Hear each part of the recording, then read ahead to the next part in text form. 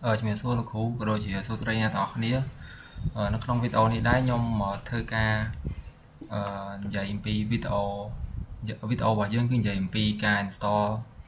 NGX ហើយនិងការ hosting website អញ្ចឹងចូលមកដំបូងយើងធ្វើការវាយ sudo apt update យើងធ្វើការ update មុនសិន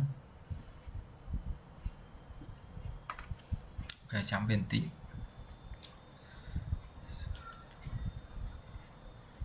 អូខេអញ្ចឹងបន្ទាប់ពី update ហើយយើងធ្វើការ install នៅNGX របស់យើងអញ្ចឹងយើងវាយsudo apt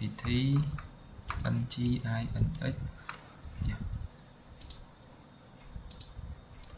បកវាយមើលទៀងមើលម្ដងទៀតសិន sudo apt install nginx អូខេ enter អញ្ចឹងវា install ហើយ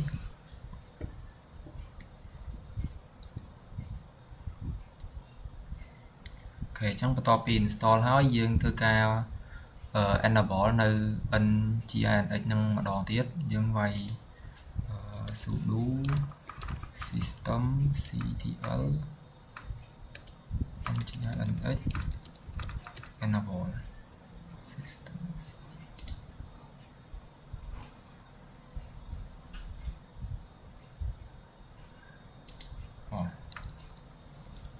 enable នៅខាងក្រោយ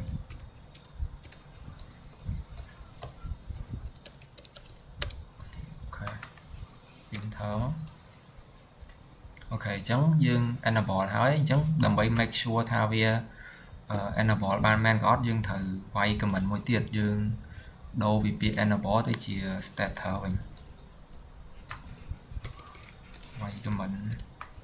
ដូចគ្នាហ្នឹងគាត់ទៅដូរពាក្យ enter អូខេអញ្ចឹងយើងឃើញថាវា load ពាក្យថា active running គឺមានន័យថាវាបាន enable ជោគជ័យហើយ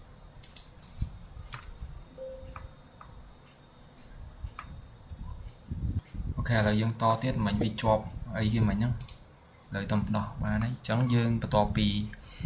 យើង make sure ថាវា enable ហើយយើងធ្វើការ copy IP address នៅក្នុងAWS របស់យើងនេះ IP address នេះបន្ទាប់ពី copy ហើយយើងធ្វើការចូលទៅ FileZilla ដើម្បីធ្វើការ hosting អញ្ចឹងយើងចូលមក file site manager មកហើយយើងផាសIP របស់យើងដែលយើងបាន copy មកហ្នឹងចុច connect មកអូខេ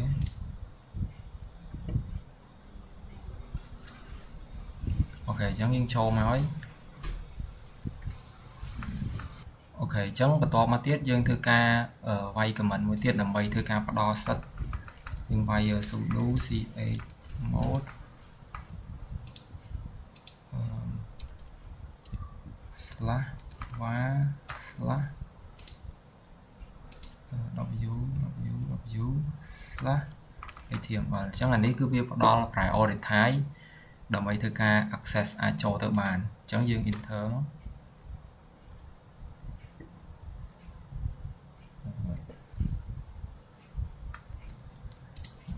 វាយ comment មកទៀតសារខ្ញុំ click ដក clear enter អូខេហើយបន្តមកទៀតយើងធ្វើការចូលទៅក្នុង file ហ្នឹងមកទៅ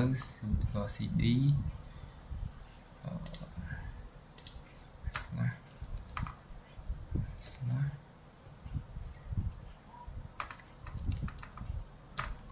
enter អូខេអញ្ចឹងនៅក្នុងហ្នឹងគឺវាអត់ទាន់ឃើញថាមានអីទេអញ្ចឹងយើងចូលទៅក្នុង FileZilla បើកមើលក្នុងនេះមកចូលមក var www អូខេអញ្ចឹងយើងឃើញថាមាន file html នេះមួយអញ្ចឹងយើងធ្វើការ drag file របស់យើងមក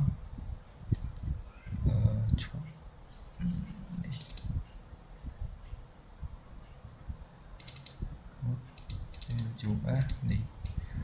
file index របស់យើង យើងធ្វើការ drag ចូលមកអូខេអញ្ចឹងបន្ទាប់ពី drag ចូលហើយយើងចូលមកកាន់នេះម្ដងទៀតហើយយើងធ្វើការ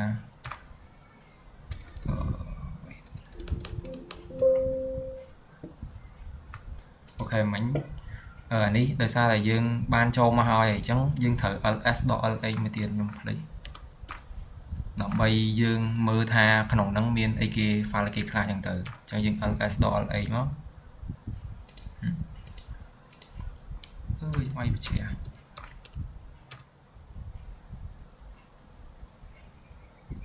អូខេអញ្ចឹងឃើញមានថាមាន file 2គឺ index.html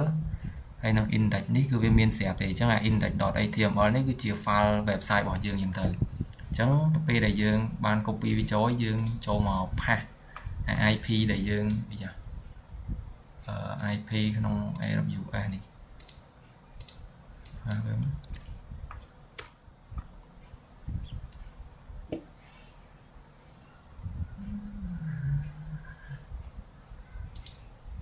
YATP នេះ